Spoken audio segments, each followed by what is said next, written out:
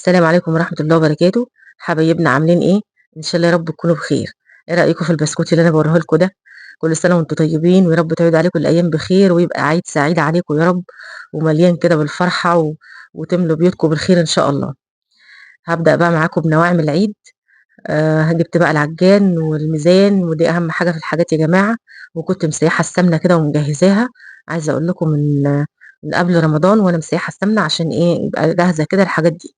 ونجيب حاجتنا كده ونجهزها واحدة واحدة كده، مش لازم كله مرة واحدة. وجبت بقى الميزان وهوزن معاكم كيلو من السمنة. ده أهم حاجة يا جماعة إيه أنا هعمل معاكم، مش هعمل معاكم بالكيلو. يعني هعمل حاجاتي كده زي ما يكون، يعني زي أي بيت يعني. اللي عايز بقى يمشي بالكيلو فهنحسبها بقى مع بعض إن شاء الله، بحسبها لكم برضو واحنا بنعمل يعني. وزنت كده بقى كيلو من السمنة هحطه بقى في العجان، وهحط عليه السكر، واخد برضو كيلو من السكر، كيلو من السمنة وكيلو من السكر البودر. هاعمل كيلو السمنة وكيلو السكر واخدين معايا 3 كيلو من الدقيق. كل حاجة قدامكم اهو يا جماعة، ما فيش لخبطة وما فيش أي حاجة. هنخل الدقيق كويس أوي السكر البودر. حطيت السمنة الأول عشان السكر ما يكلكعش تحت في العجان، ويتقلب كويس مع السمنة. دي أهم خطوة في عجن البسكوت. هو سهل خالص يا جماعة، ما تصعبوش أي حاجة على نفسكم، وكل حاجة معمولة قدامكم ب يعني بسهولة يعني. زي ما قُلت لكم حاطة كيلو دقيق، كيلو سكر وكيلو سمنة ل3 كيلو من الدقيق. اللي عاوز يعمل كيلو من الدقيق هيبقى هتحطي 300 جرام من السمنة، وكوباية من السكر، كوباية ونص من السكر تقريبًا، وبس كده، ومعلقة من النشادر، ومعلقة من البيكنج باودر، ورشة الملح. أنا حطيت بقى هنا كيلو من السكر البودر وكيلو من السمنة، وقلبت كويس أوي وقلبتهم تاني، وهاكسر بقى البيض. ونسينا البيض، وهاحط النشادر الأول، هاعمل النشادر الأول عشان ما يعني كنت طفيت العجان عشان ما يسخنش مني كل شوية كده حطيت لكل كيلو دقيق نص كوباية من السمنة، وهاحط 3 معالق من النشادر ممسوحين، مش هاكتر برضه النشادر أوي. 3 معالق ممسوحين فارت كده معايا، وأقلبهم بقى كويس، وهاسيبهم بقى الآخر هاحطهم، وهاكسر البيض. بس كده العجان ارتاح معايا شوية، هاكسر بقى البيض لكل كيلو 4 بيضات. خليكم مركزين بس معايا شوية في المقادير يا جماعة. كيلو من السمنة وكيلو من السكر البودر في العجان، هاكسر البيض 4 بيضات للكيلو، ومعلقة ممسوحة نشادر على نص كوباية لبن، وهاحط كوباية من الزيت. أهم حاجة كوباية الزيت دي يا جماعة بتخلي البسكوتة مقرمشة كده معايا وماسكة نفسها. بس خلاص بقى كده حطيت بقى 4 بكاوي من الفانيليا أو 5، يعني الفانيليا دي مش لازم يعني على حسب. وهاحط بقى كده والعجان بينزل. شايفين الخليط بقى أبيض معايا إزاي؟ ما خدش وقت معايا ولا حاجة، أول ما لَف كده يعني ريحت العجان ولَف تاني عملت على طول. هاحط بقى بيضة بيضة كده، وهاحط بقى النشادر والزيت، كل المواد السايلة كلها في قلب العجان، عشان كده العجان بقى كان على آخره. وهاحط بقى الدقيق في في القروانة كده في الطبق الكبير عشان أوسّع على نفسي كده ونقلّب. شايفين يا جماعة الخليط عامل إزاي، والبسكوت سهل جدًا، وما حطيتش أي حاجة تاني، وكلّه قدّامكم، ما عملتش حاجة من وراكم خالص. نركّز بس في المقادير زي ما قُلت لكم، وهيطلع معاكم جميل. صراحة البسكوت طالع حلو أوي، يا رب تعود عليكم الأيام بخير يا جماعة. بس كده بقى شايفين البيض كلّه اختفى خالص.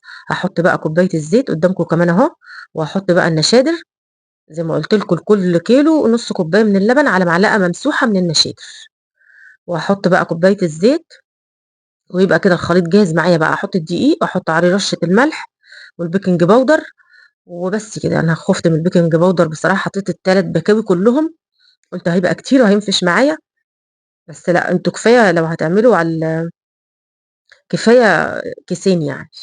بس هو ما عملش حاجة بصراحة، هو كان حلو، ما يعني ما خوّفنيش بصراحة البودر البيكنج باودر يا جماعة، أنا باختصر وباقول باودر على طول. لأ، أنا حطيت ال3 أكياس ما فيهوش مشكلة خالص. أنا كنت خايفة يعني اللي يبقى كتير، بس لأ مش مشكلة. هاحط بقى البيكنج باودر، وأروح حاطط رشة الملح، وهاحط الخليط عليه. هانزّل بقى يا جماعة أول شوية كده من العجان، ومش هافضّيه كلّه مرّة واحدة، لإن عايزة برضه إيه، هاشوف العجان لو في حاجة مرصّبة تحت كده والّا حاجة سُكّر أو أي حاجة، هاحط تاني. هاعمل كل حاجة قدّامكم وأنا عاملة كل حاجة عشان إيه، يعني يبقى عندكم فكرة يعني قبل ما تعملوا.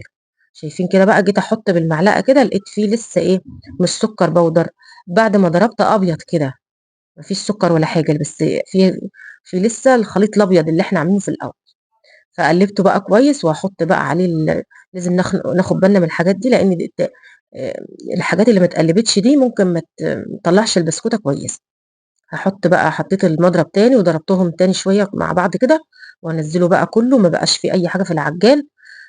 يعني حبيت اوضح لكم الحتة دي وهنزل. بس كده يا جماعة، اللي ما عندوش عجان برضه هيضرب السكر كويس مع البيض، وهنحط الحاجات اللي حطيناها عليه مفيش مشكلة، او بمضرب يدوي كده بمضرب بيض برضه هيطلع معاكي بكل سهولة. هيبقى متعب شوية بس مش مشكلة. بس كده بالم العجين بقى وخلاص. عايزة اقول لكم انا بقيت مش شعلقة كده، ما ينفعش. هاخد بقى الخليط بره وهلمه كويس قوي بايديا الاتنين. وهاقول لكم كمان أنا حطيت شوية لبن، يعني كنت حاسة إن العجينة ناشفة معايا كده، فقُلت عشان تنزل بسهولة من المكنة، بس لأ ما كانش محتاج خالص، ونزلت بسهولة وكل حاجة، بس كانت البسكوتة مليانة شوية معايا. فقُلت لهم: "لأ مش عاجبني كده." فما إيه، حلينا برضه الموضوع، لا إما تحطي شوية دقيق، لا إما مش هتدُكّي خالص في العجان، في المكنة يعني. فكل حاجة بإيدينا، وأنا باقول لكم عاملة لكم كل حاجة قدّامكم عشان ما فيش حاجة تعمل منّكم.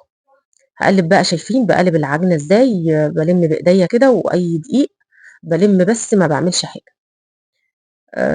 يعني مش عايزة أعجن كتير، وبالِم بقى الحرف كويس أوي. عمر بقى قاعد مجهّز الطبلية ومجهّزين كل حاجة، وبرضه فرشنا الفرشة كده عشان إيه، أي حاجة تُقع ن نبقى نضاف كده يا جماعة ونلِم حوالينا كده. الطبق عمّال يروح وييجي منّي، بازعق على عمر باقول له: "امسك معايا العجينة." الوقت ده بقى خلاص كنت لمّيت العجينة، بس زي ما قُلت لكم حاسّاها كده جامدة معايا شوية، فهاحط شوية لبن تاني وأليّنها معايا. بس بصراحة البسكوت طالع خطير وجميل. في برضه حتّة كمان، وأنا عملت فصّاجات اللي أنا كنت قايله لكم عليها، مع إن أنا مسوية القرص فيها وكانت جميلة أوي الصاجات دي، بس جات بصراحة في البسكوت وبقت تسوي الوسطانية وال وفي الأحراف لأ، يعني من الوسط في البسكوت مستوي وأحمر، بس الأحراف أبيض. هو الفرن عندي اللي عاوز كده، بس لازمًا إحنا بقى نقايد كده، ولو في أي حاجة نعدلها. فجبت بقى الصواني اللي أنا عاملة فيها السنة اللي فاتت يعني، وعملت فيها، طالع البسكوت جميل، وهتشوفوه برضه كل حاجة قدامكم إيه، عملي زي ما قُلت لكم. كل سنة وأنتم طيبين، يا رب تعود عليكم الأيام بخير يا رب، وأنتم تعملوا حاجتكم في البيت كده، وتلمّوا حبايبكم. عايزة أقول لكم العيال كانوا فرحانين أوي باليوم ده، وده أهم حاجة كده، وأنتِ بتعملي في بيتِك وبنضافتِك كده، وغاسلة المكنة وغاسلة الصاجات وكل حاجة نضيفة، وتعملي بقى زي ما أنتم عايزين. أي موس بقى أنتم حابينه، وريتكم أنا باعمل بالموس اللي هو بيبقى مخرفش ده، وهنحط عجينة بقى كده ونسمي بالله، ونبدأ بقى يا جماعة. بس كده عمر كان شوية يلف كده وشوية يلف كده عشان المكنة لسه ما قُلت له أول ما تتقل معاك كده يبقى هي كده عاملها صح. وجبت بقى المقص، وبرضه ده منديل. كانوا مزهقينّي أوي يا جماعة، ما تاخدوش على شكلي لإن هُم كانوا مزهقينّي. عقبال ما نصبنا كده بقى، عايزة أقول لكم ما تخافوش من أي حاجة، أول صاج ده لازم البسكوت يبقى كده، عقبال ما العجينة بترتاح والفرن كمان بيسخن، فلازم أول صاج ده ما يبقاش معاكم كويس. سيبوه بقى كده خالص. شايفين العجينة بتقطّع إزاي لإنها ما ارتاحتش؟ فلأ، في الأول يعني بعد كده كل ما بتقعد وفي الآخر البسكوت بيطلع أحلى وأحلى كمان. بس يا جماعة أهم حاجة العجينة مضبوطة وبتنزل كويس من المكنة وما فيهاش أي حاجة، وما حطيتلهاش أي حاجة تاني. أنا حطيت شوية اللبن دول قدّامكم وما كانتش عايزاهم كمان، يعني هو بقوا يدوكوا أوي بإيديهم كده زي ما أنتم شايفين في المكنة، بس في الآخر قُلت لهم: "لأ ما تدوكوش تاني، العجينة مش عايزة دَك، يعني دوّر المكنة وخلاص." عشان مش عايزة برضه البسكوتة تبقى يعني مليانة كده معايا، لأ عايزاها تبقى مضبوطة، لازمًا البسكوت يبقى مضبوط معايا. هاورّيكم بقى أنا قعدت بقى إيه، قطّعت معاكم كل الصاج ده يعني عشان تشوفوا طريقتي في التقطيع وعمايل عُمر معايا. عايزة أقول لكم بعد ما صيّفنا كده يا جماعة ولبسنا بنُص كده الجو برّد، يالّا إن شاء الله هيسقّع هيصيّف تاني. خلاص بقى كده، هنخلّص بقى تقطيع الصاج ده وهتشوفوا بقى معايا. أنا كنت عايزة أورّيكم صور الصاج، بس في الوقت ده فتحي كان نام بقى وسابنا، فإحنا بدّلنا بقى وغيّرنا بمزاجنا. هيبان قدّامكم إن إحنا بدّلنا، بس أنا كنت عايزة أورّيكم السِوَى الأطراف كده بيضا، إنّما الوسطاني من الوسط أحمر. فقُلت له: "لأ أنا مش هابوّظ البسكوت، لأ خلاص كده." شايفين بقى جمال الصينية بتسويه إزاي. يعني أنا عايزاه كده يبقى مشمشي كده وحلو من تحت ومن فوق. الصواني الألومنيا بصراحة سواها جميل، والصاج والله كان مطلّع القرص الطرية معايا كانت جميلة. اللي عاوز يعمل قرص طرية يشوف الفيديو يا جماعة، كان الفيديو جميل ومطلّع القرص حلوة أوي معايا. عمّالين يقولوا لكم بقى البسكوت حلو وعمر عامل إزاي. يعني كان عاجبهم أوي البسكوت وقالوا لي تسلم إيديكِ، يا رب ياكلوه في الهنا يا رب ويعجبكم يا جماعة. شايفين البسكوت اللي ورا ده من الصاجات، أنا ما باطلّعش بسكوت كتير كده يا جماعة مش عاجبني، والبسكوت اللي هنا ده اللي طالع بقى حلو، والصاجات جنبنا أهي بقى ركناها، وادي الصينية. شايفين عاملة لكم كل حاجة بوضوح، ويا رب بقى المقادير تعجبكم، واللي عايز يعمل المقادير دي يحسب بقى يعني أنا حسبتها للكيلو الدقيق 300 جرام من السمنة. و والسكر بقى برضه احسبوها للكيلو، كيلو السكر 3 كيلو سمنة، 3 كيلو دقيق. مش عايزة ألِف معاكم يا جماعة. بس كده هنخلّص بقى الصينية ديًا وهاوريكم تاني البسكوت. طالع تحفة اللي وريته لكم في الأول. جميل بصراحة وخلّصت بقى كل الكمية. يا رب البسكوت والطريقة تكون عاجباكم، وشاركت معاكم يومي كله في البسكوت بكل وضوح قدّامكم أهو، شايفين جماله. كان خطير أوي يا جماعة بجد، ويا رب يعجبكم. وتعود عليكم الأيام بخير يا رب وأنتم معانا، وكل سنة كده نعمله معاكم. والسنة اللي فاتت برضه عملت معاكم بنفس الطريقة كده، إن شاء الله على طول نعمله مع بعض. يا رب الفيديو يعجبكم، وما تنسوش يا جماعة الاشتراكات واللايكات والصلاة على سيدنا النبي محمد، وتحطوا بقى اللايك ليوسف وعمر. عايزة أقول لكم بقى إيه يعني، مش أسهل من كده والله، ما خدش معانا وقت خالص، بس إيه يعني أهم حاجة تبقي ضابطة الدنيا وما تخافيش زي ما قُلت لِك. المقادير ما فيهاش أي حاجة. وفي الأول كده ما تقوليش لأ ده ما فيهوش حاجة لأ، هو لازم يرتاح شوية والفرن تسخّنيه كويس، وتضبطي الفرن مع الصينية أو الصاج اللي هتسوّي فيه، على حسب الصينية أو الصاج اللي هتسوّي فيه.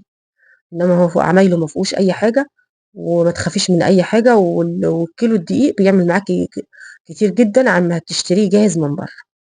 بس يا جماعة أنا شرحت معاكم كل حاجة، يا رب يكونوا استفدتوا مني بأي حاجة، ويا رب يكون الفيديو عجبكم. وزي ما قُلت لكم ما تنسوش اللايكات والاشتراكات، وتحطّوا بقى لايكات كتير أوي لعمر. شايفين يا جماعة 3 كيلو ما شاء الله. يا رب الفيديو يعجبكم. مع السلامة.